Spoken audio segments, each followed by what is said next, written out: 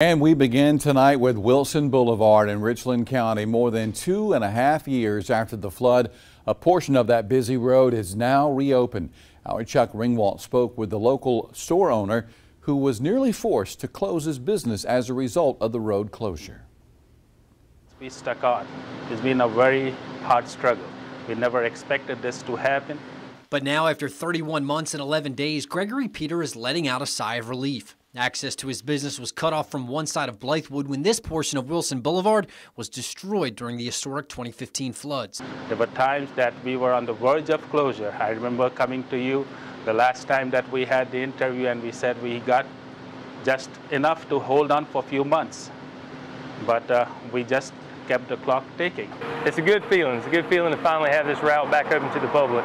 Derek Frick is with the Department of Transportation and oversaw the nearly $2 million project. He says the main obstacle was restoring the stream channels that were under what was Lake Elizabeth and running both under the bridge. Once that took place, we were able to make some minor repairs to the bridge and repair the roadway. Meanwhile, travelers no longer have to detour the area, and Peter can work to regain what he lost during the floods. We see a whole lot of traffic going around, and we'll try to come back to where we were. You know, there's always room for development, and the place is happy. The people are happy. We're getting a very good response.